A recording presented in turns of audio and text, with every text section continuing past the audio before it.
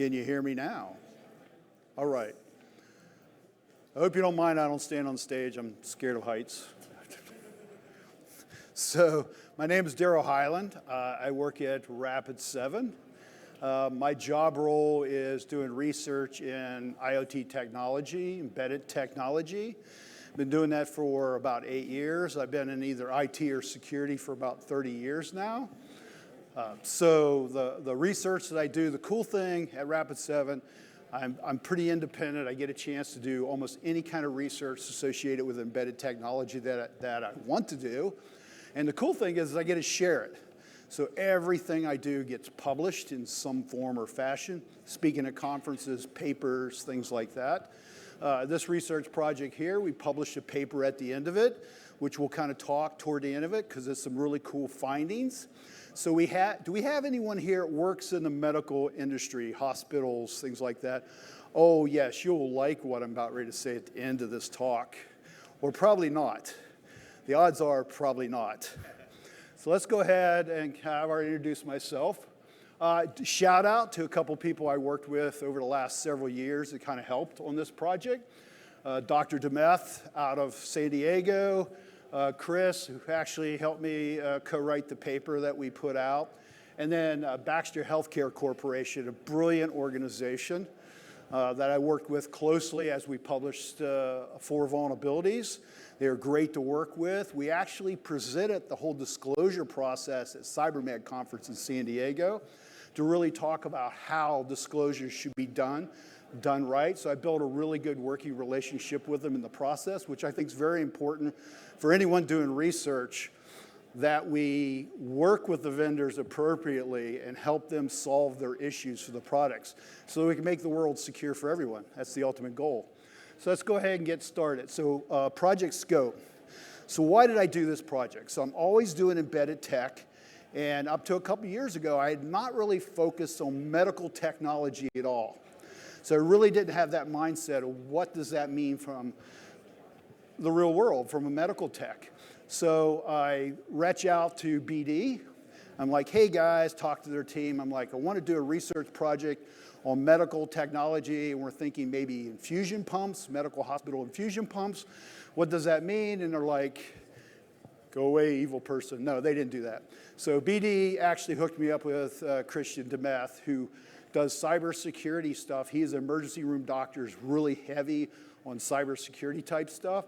And I worked with him and got access to a lot of interesting things and other hospitals and stuff like that. It was kind of cool. So the research target of the overall project had 3 products in it: the Baxter, the Alaris, and then also Hospira. Now, medical technology is very much similar to what we think of OT technology. You don't buy something and 3 years later replace it. It's around for a while. And when the technology is finished up in larger organizations, often that technology is resold to smaller organizations that are lower cost. So the technology can stay around for 10, 15 years or even longer. So these devices that I looked at were basically at end of life, but yet you could probably go into half of the hospitals in the United States or more and find all of these products still in use. So they carry on for a number of years.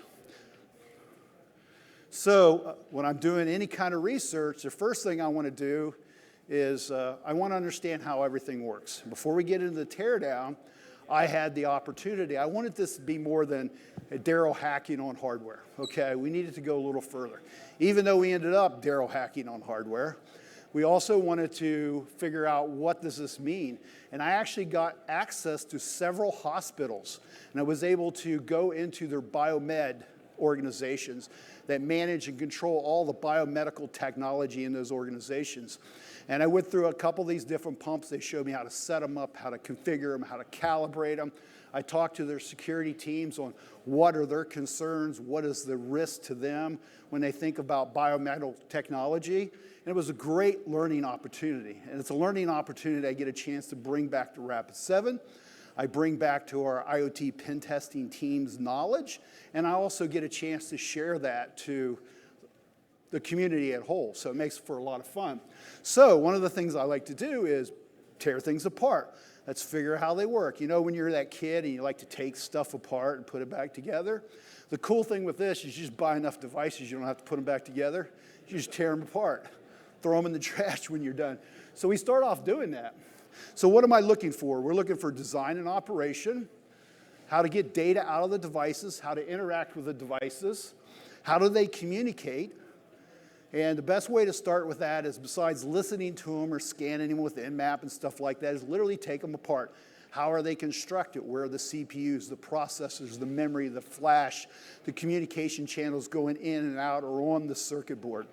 So I've done a lot of research on like inter-chip communication, so I got into a real habit of looking at devices and how they communicate, maybe communicate to another piece of hardware or something's attached to it. So I get into listening to those comm lines and see what kind of data is on those.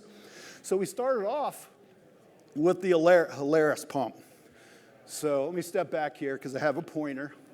So when I had the Heiland pump, one of the things I wanted to do was pull data off of it without breaking it first. I do break them, but it's not up first. I usually try to keep them working for at least a week before I destroy them. In this particular case, I ended up getting my hands on the actual maintenance software Little Bird gave me for actually configuring the devices, doing maintenance on the devices, and figuring out how they work. So I figured, hey, what not better way to pull config data, password data, Wi-Fi pre-shared keys, all of that cool stuff off a device without tearing it apart. We can just use the maintenance software. So I used the maintenance software, pulled all the data off, and found out they encrypted all of the passwords. So they encrypted all and saved it. I don't know what the key was. I'm too lazy to spend weeks trying to reverse engineer that. So what I did was the communication to the device from your PC was serial-based. So it had a USB to serial communication connector. You would connect it into the console on this device, gave you the ability to access it. So all I did was tap into all the serial communication lines, and voila, none of that data is encrypted. It's all done within the software.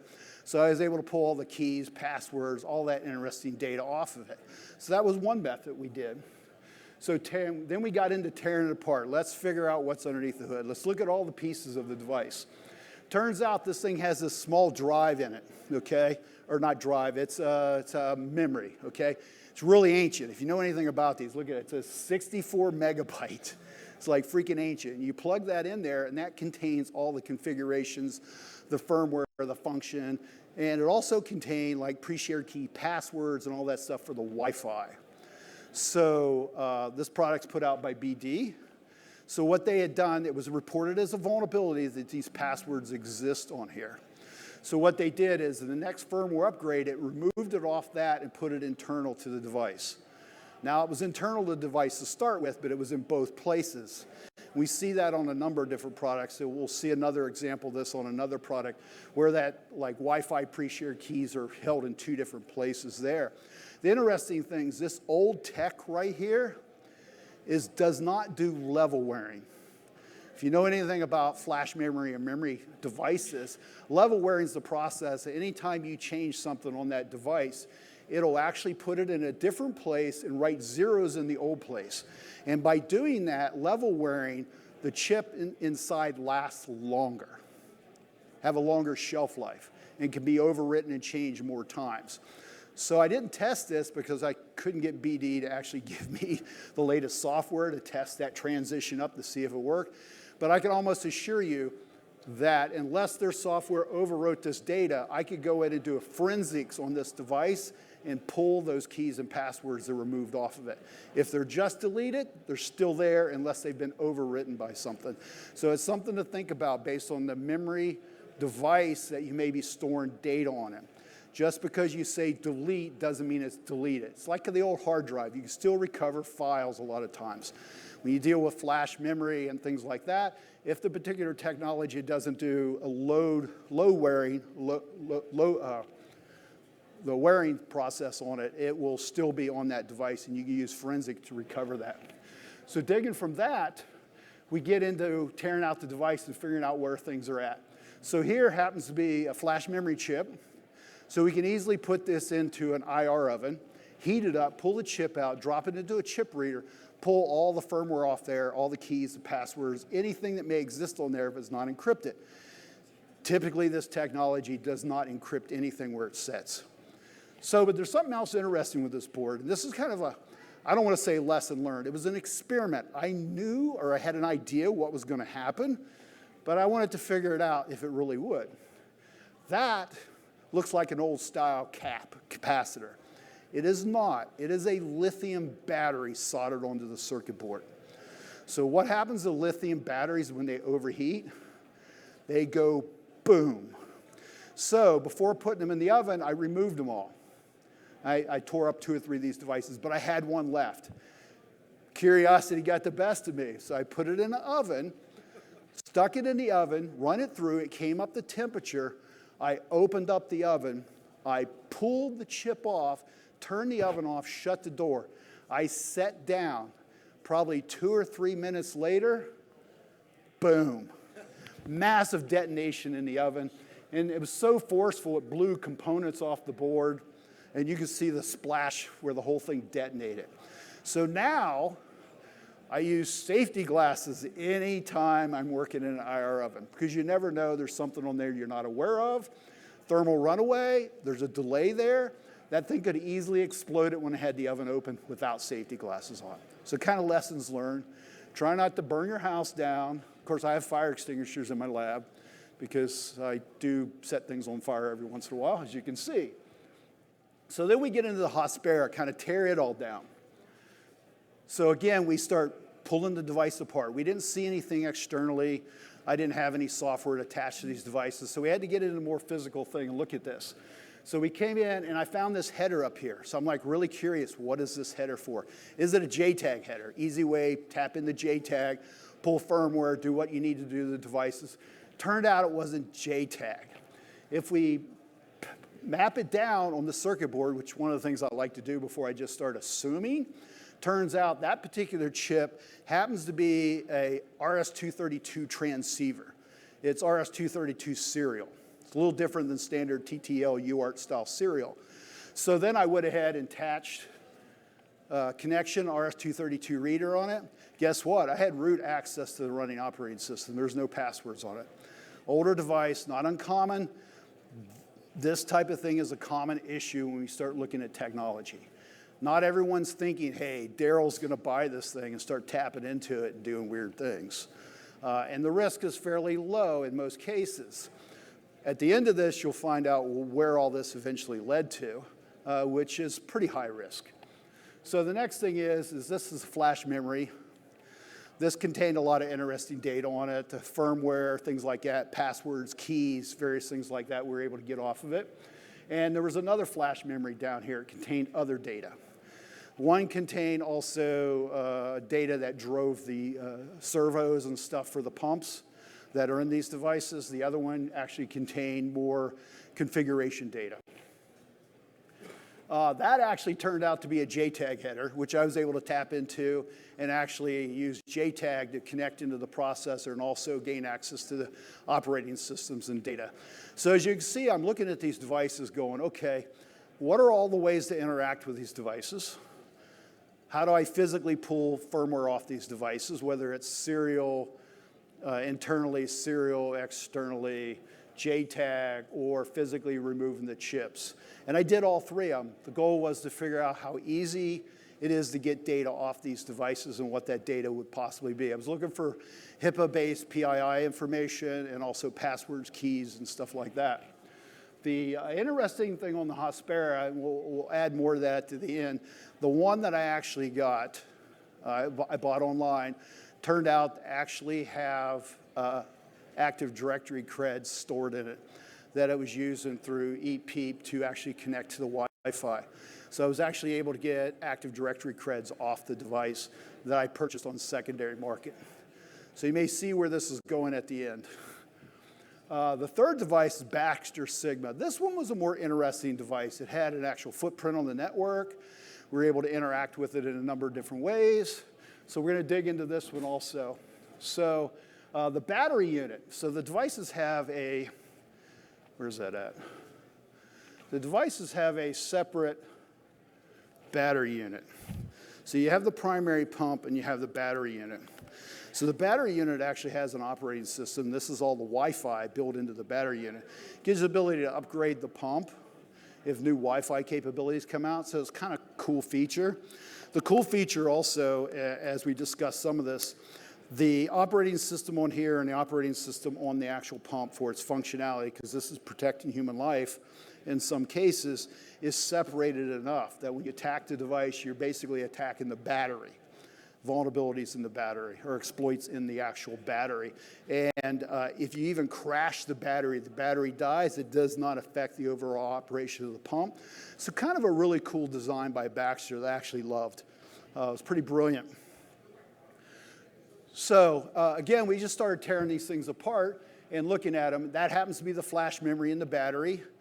Easy enough to pull that out, drop it into a reader, and pull the firmware out that way. What we also did was we had to trace out JTAG up here. So we had the primary CPU up there, the flash memory there, and I don't know what that is. Okay. So we're able to scrape off these spots, put balls on, and wire it up. So we wired the thing up, and I actually dropped wires out on the outside of the battery. So it gave me a way, anytime I did a upgrade or firmware upgrade or alterations to the device, versus trying to take the thing apart, I could actually tap in the JTAG and pull the data out. So it made it easier for further testing down the road. So I usually rig up devices like that if I need to do further testing. We also have the MCU. The flash here, that one did not contain, well, it actually contained passwords too, but a lot of it was servo-driven firmware stuff to drive the server or the medical. It contained things like the drug library, that a drug library on these devices, the purpose of it isn't to prevent the nurse from like killing you, but it's to set guardrails, okay? So we know if you're going to administer fentanyl or something like that, there is a max minimum dose type thing. So it'll set guardrails that prevent you from doing that. And we'll discuss this a little later as we show some of the vulnerabilities. This one happens to be the flash memory chip. So all of these devices, medical devices, have a conformant coating on the circuit boards. This is to prevent moisture damage shorting out if water or fluid would get inside the pump. It's basically a plastic coating that goes everything. So if you want to tap into the board or you want to pull a chip, you have to be able to remove all of this stuff. You can see it's kind of melted there. So in this particular case, it was fairly easy. I could just melt it around it and scrape it off, heat it up, and remove it. Well, they came out with some new batteries that I ended up getting later on. Turned out that they used a completely different conformant coating. I still have a bunch of chemicals at home that I plan on doing some research into different conformant coatings. But it turned out when you put it in an oven, all the conformant coating would contract. And when it did, it would literally pull components off the board. So if you ran it through the oven, you could never recover the board. You totally destroyed it. It would actually squirt solder out through the holes in the conformant coating, make a total mess out of the thing. And of course, I gave Baxter a hard time over doing that to me. They thought it was funny. But so, analyzing the Baxter pump. So like I said, this one had some interesting things. It had a footprint. You could scan it. It had various services open onto it, and you can connect to it. So in this case, we wanted to break in. We wanted to check TCP UDP ports, communication, general operations of the device. Turns out these are actually the ports that are available on the device. We have TCP. They have TCP ports that are actually on the device that it's listening on. So you can log into Telnet. 10023 was Telnet available on these. You can log on to it. Had these other ones that used for back-end communication to and from the electronic medical record system. Was never able to figure what these are. We also had UDP, so we still had back-end communications with UDP. So you could do the same communications, TCP or UDP. By default, the pump did most TCP communications, but it would still take similar functionality via UDP if you sent it in. And of course, you had the Sigma backend management gateway, which is port 51244, which would be the medical record system, is what you would have in reality on these particular devices. So we started listening to the traffic from this device. This particular one, we can see this command going from the pump back to the medical record system. So the red is the pump that I had. Out of the box, it was configured and started communicating back. Still had some settings in it. So this is basically status or updates or config, how the pump's set up. And as you can see, it's actually set up for fentanyl. The caregiver, patient IDs, all of this stuff typically took a number, not a name. So it was a medical record system number. So HIPAA-based data was not violated on these devices, which is a good thing. But at the bottom, that's what you should expect coming from the back-end medical record system. It's just an acknowledgement. So 11 is just an acknowledgement packet. So I had some data given to me up front because I didn't have a back-end medical record system. So somebody gave me some capture data that they'd done on a live system. Didn't have much data on it, and the only thing I got from the back-end medical record system was that response. So what I did was, if I want to get this pump to actually start acting somewhat normal for me, I needed some kind of response system. So I actually wrote myself a Python-driven server that anytime it received a request from the pump, it would acknowledge back with the right structure and everything. And that way the pump just wasn't pounding noise constantly, but it was some rhyme or reason behind it. And it made it a little easier. So we had that data. What do we do from there? So we know that's a 3. We know that's 11. Is there kind of any other stuff? So we come up here, and this is basically a config data, and it would actually give us the config data from the pump. So if I acted like a medical record system, sent a request to it with that 2 in it, it would respond back with this data here, and then the medical record system would send an actual 11 down at the bottom. So respond back with 4, the actual data. This contains pump configs, version numbers, software version numbers, dates associated with the configuration and firmware on the actual device. And of course, 11, the back-end medical record system, will respond back with an acknowledgement. So we're starting to build an idea of how this pump is communicating and working. So I went ahead and wrote a script. Let's go through all the possible numbers that it would respond to. And this is kind of enough data we got from the response messages, which were all error messages, most of them, because we didn't format them properly other than the identification number. So we get a lot of interesting things. Pump config data, net config data, Wi-Fi location, RFID config. The ones in blue were kind of interesting. We ended up playing with those a little more, and we're going to show that here in a minute. So you can see if we sent a 2, we got a 4, sent a 14, we got a 13. Those are the ones that responded back with real data versus just some kind of weird acknowledgement. So I can't remember what this is. So we decided to go ahead and actually start sending commands to this thing. So if we go back real quick and we look at 15, that is a setnet config. So we didn't know how the configurations worked, the commands work. We're going to go through kind of a fuzzing process that we use to build the structure of what a structured command should look like. So we send a 15, and we end up getting this acknowledgement back, which is incomplete. It's basically an error message. That 5 at the end is basically saying it's some kind of error. Misconfig, it's incomplete. So it wasn't telling us enough data that way. So we ended up, after taking the devices apart, digging through the firmware, we found the passwords for Telnet. Go figure. So we logged onto the device with Telnet, and we figured out all the commands on there. We found a command called settrace. The goal of this exercise was to try to identify proper command structure so we could start actually communicating to the device and making it do stuff we wanted it to do. So we set trace on, and we start getting tons of real data out of settrace. We start getting error messages. So we go ahead and we send another 15 requests, and we get this back, net config missing data elements. Okay, so we know 15's valid. Response tell us we're missing data elements that define what the set config is. So we keep doing this. What's this mean? After some examination and playing back and forth, we find out between header and XML is where those data elements go. So you literally start putting zeros in there, is what I did. And you start putting zeros in there until the data element thing fails and you get another error. Now we know how many data elements that'll take. Well, this one was a little easier to figure out because what we found out was there's a command called get network config. The get network config response had the exact same meaning of data elements. So we figured, hey, we can send network config, or the get network config data elements could be sent back to the device. Set net config. So then we started looking at this, try to figure out, are there any vulnerabilities? Can we change anything on these devices? So we're going to go through all the vulnerabilities we actually discovered. The first one, we had 4 of them assigned in 22. The first one, we hooked in the storage, the data, started looking at that, and we were able to pull out of the battery the actual configs.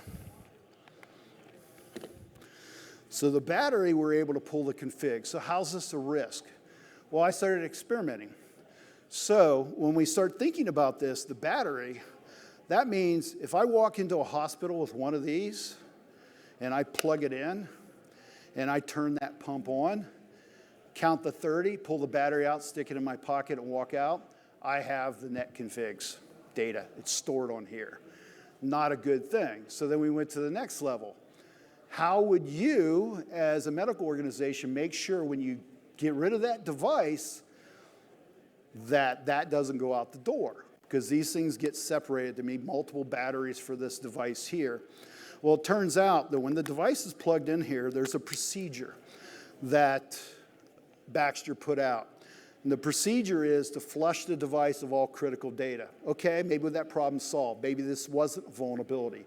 Well, it turned out that when you do that purge process, the first step the purge process does is turn off Wi-Fi. And when it turned off Wi-Fi, it didn't overwrite the battery. Wi-Fi has to be on during the purge to overwrite the battery. So we were able to work with Baxter, rewrite the procedures, and they changed the code in the devices moving forward so that it would purge the battery before it would turn off Wi-Fi. Interesting finding. Also on that, I don't think I actually put it in the slides. Let's find it right here. So we know these devices communicate with each other, and they do it via serial comms. So on the back, there's serial comms. I actually built a shim out of a flexible circuit board that you can literally drop in here on a device, carry it in your pocket with a Pi device, put that in there, and then you could hook up right here, power it up, and capture all those keys, passwords, and data during the power up of the device. I thought that was a cool little hack. Baxter didn't like it. They didn't think it was funny as I did. But that is what it is. So let's kind of move on. Oh, so you can see as we're looking in here, we can find the location lines. That's the SSID. And this here is a pre-shared key. So interesting thing, you'll see this on a lot of embedded devices. When WPA communicates, sets up a link, secure link, it does not actually use the password that you put in there. So if you say that I put in a password that's my dog, cat, dog's name, it doesn't use that. It converts it into a 64 byte hex string is what it turns it into. So every time you go to communicate, if it doesn't store that hex string, it has to convert it each time. And being it's a hospital device, they automatically converted it. And that string is done through basically a hash that is the SSID and your password that you put in there. Converts that 64-character string. So if you're looking for like pre-shared keys in memory, think about this. It may be something like this and not storing it straight up. So the other hack we had was dealing with get Wi-Fi location. So the way the device works, or way this function works, they built this thing into called get Wi-Fi location. So if you send this 20 request to the actual pump here, it'll respond back by querying all the access points in proximity, recording their MAC addresses, and their actual power levels. It's a rudimentary cross-fix type thing because these devices move around the hospital, and the concept was we could send a request to the device, and it would actually give us back this data here, and we could use that to get the reasonable proximity of where that device is, what floor it is, what wing of the building, things like that. So that was the purpose of it. And you can see down here, it shows all the SSIDs of all the devices in my lab. Test 1, Net 1, Net 4, my office jet, all that type of stuff. So it turns out we had a cool vulnerability, a format string flaw. So I actually presented at SSID injection at Black Hat in 2013, where you can use SSIDs and inject attacks into embedded devices. Turned out it worked on this thing. So we could technically fire up an SSID with that name in it, fire it up, send it to that device, and it will respond back. So we're going to actually see this run. I got a video here. Let's see if it works good. So I wrote the program, get Wi-Fi location, that's basically going to send that 20 request to the device. So we're going to log in so you can see it. Now, you don't need to log into the device to trigger this attack. We're just doing it so we can see the response that's taking place, where the format string flaw actually triggers. So does anyone here not know what a format string vulnerability is? We got one person. Okay, let's let this go. Let's let this go for a second. We'll get to some point and I'll explain it so you understand it. Because I think it's important to understand how a format string flaw works. So we kicked open the program and we see all this data flowing through here and we can see some cool stuff taking place. So boom, boom, boom, things are taking place. If we go to the next slide, we see the data that's in there. We see instead of showing my SSID of %x, %x, %x, you see a bunch of numbers. So a format string flaw is when in programming like C, C++, and it hits every programming language. You can define what the output of a function is. You can say, I want the output to be hex. I want it to be string data. And you do that by defining the format string in the code. So it takes an argument. Let's say it takes an argument. It says, what's your name? And you put in Deral. It'll respond back Deral. If it's programmed right, it'll do Deral. If it's programmed wrong, it'll do Deral. The difference is, if I put %x in there as an example, it'll want to return hex data. The problem is, it evaluates what you put in there, not as string data like you put Deral in. It defines it as code. At that point, it says, oh, I'm supposed to go to the process stack, pull data out of there, and share it as hex data. And it will actually return data from the process stack. So all those numbers you see are bytes off the process's running stack. But also in this thing, we put in 4 A's. So if we follow the 4 A's to the end, we can see 414141. So theoretically, at this point, we would have the ability to read and write arbitrary memory. So why don't I have a full functioning exploit? Unfortunately, I ran into some anomalies in the code. It turns out to address any of the memory associated within this application, you have to precede it with the first 2 bytes of 00. Format strings truncate anytime they're processing a null byte, so it won't work. The other thing we found out was this would not process anything out the standard ASCII codes area. So if you hit anything that was a non-printable character, it would change the number to a 3F versus what you'd want it. But theoretically, this will work to let you read and write arbitrary memory using this. A %s would read the arbitrary memory. So whatever you put in where A is, it would take that, the A's are, it would take that as a location in memory. It would go to that location and it would read until it hit a null byte. If it was a %n, it would go to that location. It would take the count of format strings processed and write that number into that memory location, being able to write arbitrary memory. So that was the, one of the second vulnerabilities. That was the second and the third vulnerability. Turns out we had 2 vulnerabilities that are both format strings, but it was the same vulnerable code construct. It was just access to 2 different places. And it happened to be the debug message.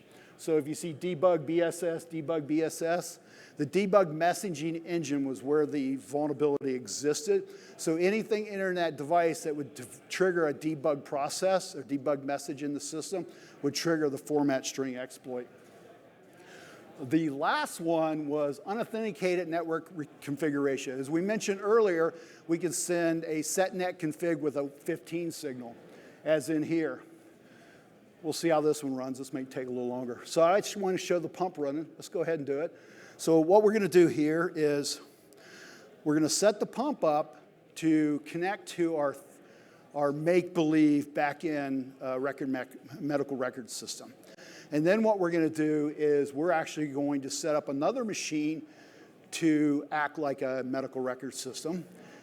And then we're going to send a packet to the device, a UDP packet, and we're actually going to reroute all the communication from this device that was supposed to go to the medical record system to our target system, giving us the ability to get man in the middle to all the communications to the back-end medical record system.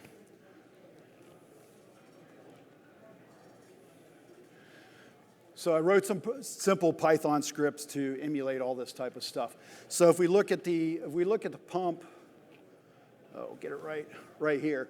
That is Sigma Gateway is the medical record system, so it's 4103. So right now, the make-believe medical record system is out there, the one that's acting like a real medical record system or trying to. So we can see it actually communicating all the stuff with the 11s coming back from the device. It's acknowledging the device. This weird changing stuff at the end is a CRC. So we had to build CRC calculators into this thing to CRC all the message structure to make sure it stayed legitimate and didn't fail. So as this thing's going, anyone have any questions? Yes, sir. What's that? Why did you try the format string for the SSID? What point were you like, let's throw in %X? Anytime I look at a device that actually processes SSI, he's wanting to know why did I put %X's in the SSID. So I did a research project many years ago. Okay, wait a second. We're still thinking about it. Okay. I did a project many years ago where I was looking at any ways to inject data from machine to machine. SSIDs overly are trusted. So I did a project looking at how do embedded devices handle SSIDs. And we found out that a number of them had flaws where we could actually inject everything from format strings, buffer overflows, trigger buffer overflows. You can do that with format strings. And also cross-site scripting, cross-site request forgeries. We had an Aruba WILC where we were actually able to fire up a rogue access point within close proximity, within 300 yards of somebody running a Aruba WILC. And we're able to get it to reconfigure the WILC and give us an admin account on the Aruba wireless LAN controller, as an example. And we put that out in 2013. So if you were watching this while I was running my mouth, we sent the command in, and the device rerouted the traffic from the primary one to the one that we controlled, theoretically controlled. Meaning if I was in a hospital, I can send out massive sweep of UDP and reroute all the infusion pumps like this through my device and man in the middle. So what can you do with that? Well, if you can get man in the middle of this device, and I didn't really realize this. I thought, you could screw with the drug libraries. You could rewrite the drug libraries if they're triggered and pulled down. But it turns out that you could, a gentleman at the medical a medical organization, one of the government medical organizations, goes, Deral, do you realize that instead of setting electronic medical record systems as something you think would harm somebody, you could actually set that drug on all the pumps that be between 0.1 and 0.11, which is theoretically impossible, bricking all the infusion pumps. They would have to update all of the drug libraries on the pumps, and none of them would be usable, which is bad.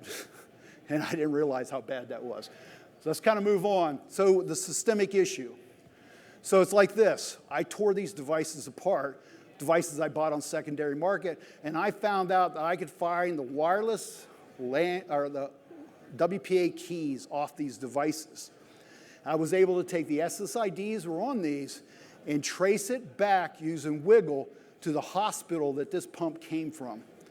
In this process, I bought 13 pumps altogether, and I was able to get the wireless access points, or the wireless network's password for 5 major hospital chains around the country. And these weren't little mom and pop shops. These were massive hospitals, some of them covering multiple states. So what does that tell us? It tells us a number of things. You're shipping your data out the door. End of life of technology, you're going, hey, I'm done with this pump, let's get rid of it. And you do not have an end of life process. You do not have a process that's cradle to grave. So we're missing that. So no cradle to grave processes. This should be planned out before you ever bring a medical device or any embedded device into your organization. What do you do with it at end of life? You're going to get rid of it? You're going to feed it into a shredder? Are you leasing it? Do you have contractual agreements to make sure they're not selling your data out there? Because I assure you they are. You could go out to eBay right now and probably buy 10 pumps from 10 different organizations. The best ones are broke because you know they haven't flushed them. So buy 10 pumps, and I guarantee you're probably going to have a handful, if not more, of pre-shared keys that are used. One of the pumps actually had Active Directory creds on it. We were able to pull that way. So what causes this? Often we don't have the resources and the staffing. So, you know, we get the devices in. Do we have time to flush these things? Do we have time to do what's right? And often that's driven because we don't have processes in place. If you build processes, those whole cradle-to-grave processes, when I purchase a device, we know exactly what we're going to do in detail the day we decide to quit using it. Either we're going to do it or we're going to have contractual agreements to make sure it happens. And that's the critical nature of protecting your environment. And again, this goes beyond medical devices. I've lost count of the number of consumer goods I bought at home or off eBay that were used, where I have people's like Amazon passwords and pre-shared key passwords for their Wi-Fi and a whole list of things on these devices there. So, and most organizations are completely unaware of this issue. You are not now. So by all means, don't go back and go, that's work, I'm not going to do it. Because eventually, these passwords on these devices, if somebody gets them and breaks into your organization, they're actually going to be on your biomedical network, your critical care network, where the most critical people are being treated on your network, which is not good. And it's not good for you to be breached with something this simple. I also have to point out real quick, you think, well, if I buy this off, I'm going to have to pull the data off it, then I'm going to have to figure out his, and I'm going to have to drive that location, and I'm going to have to break into him. What if I'm in Maine and this place is in California? I did a quick look, and if you go out and look at a lot of devices, once in a while you'll actually find devices that actually have the biomed tags on them from the hospital, calibrations, and they'll often have the hospital's name on them.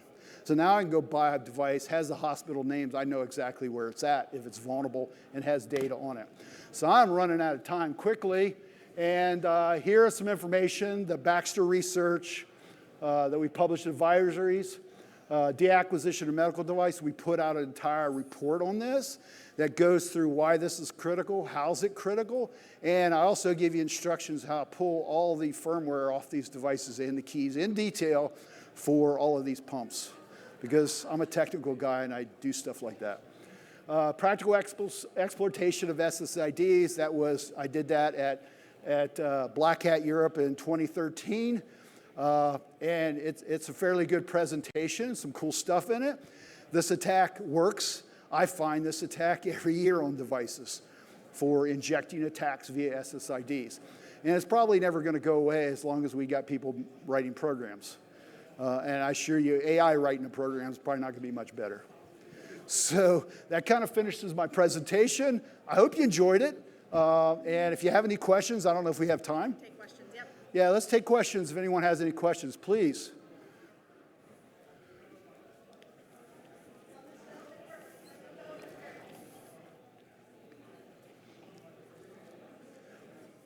Could any of these attacks ever be used to conduct like a ransomware attack from a foreign country? Like, would you have to even be in the United States to exploit an attack like this? Like if you're on eBay, you buy it and ship it to some country, they find something and then somehow get it through the network. Is there anything that's like that could be exploited with this? I mean, any country, anywhere in the world that you use an infusion pumps, this vulnerability exists. The stuff goes to the secondary market, it's going to be vulnerable. The example on the one pump where I actually found Active Directory creds, who knows what they would work on in reality. They could still work. And when we're talking about WPA pre-shared keys, I don't care how old these devices are. You think the hospital goes and changes the SSID and passwords on every medical device in their entire organization just because they're changing one series of devices? The answer is no. So yeah, this is an entry point to do bad things.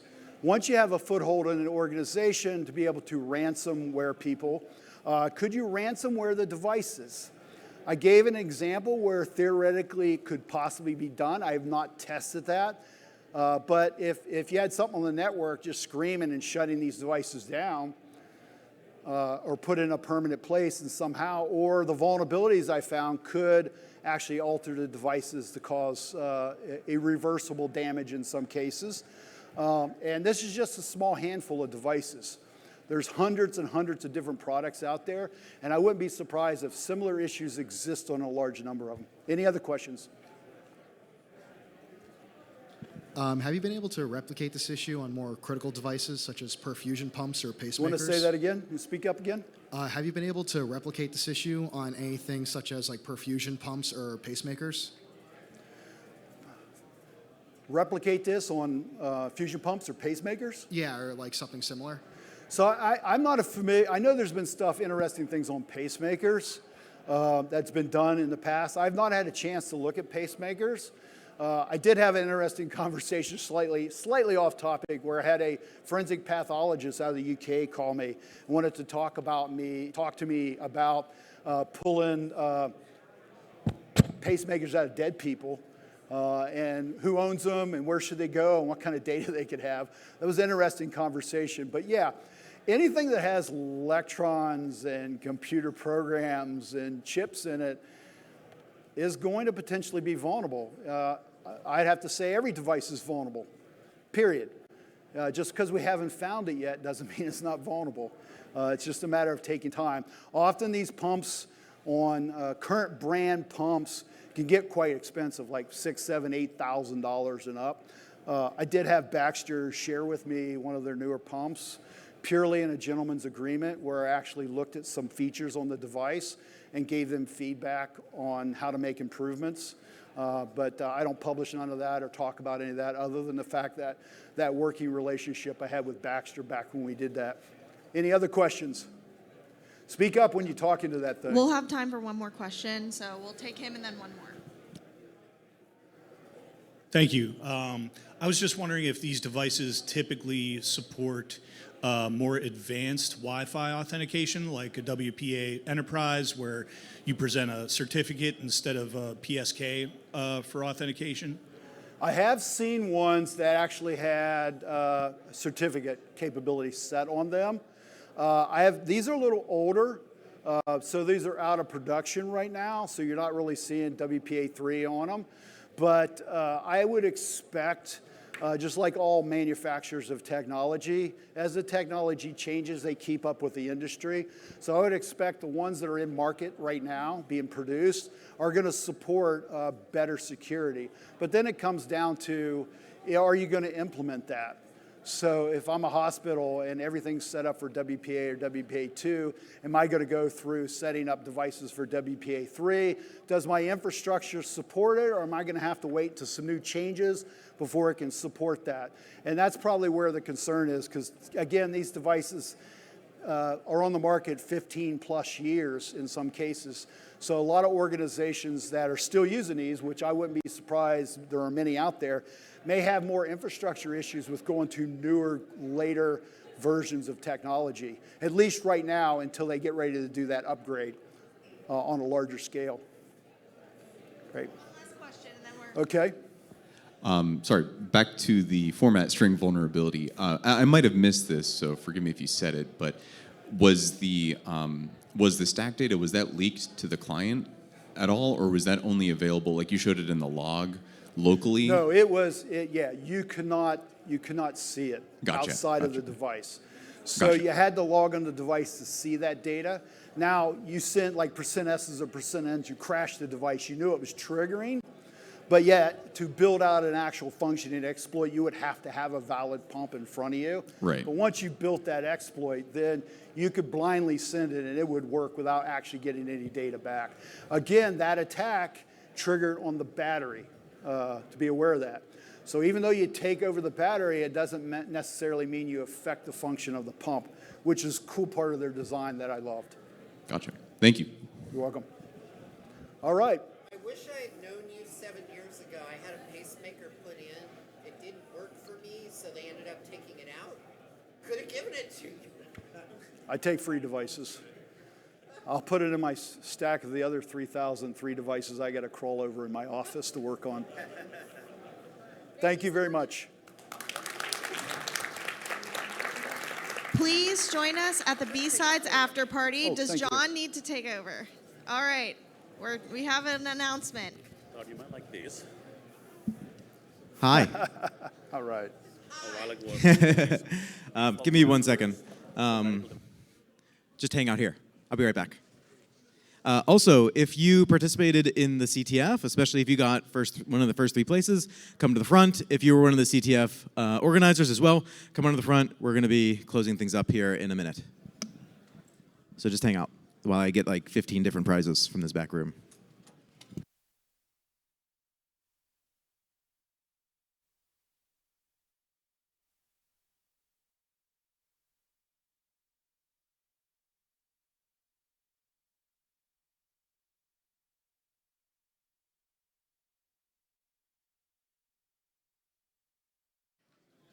All right, I see one CTF organizer.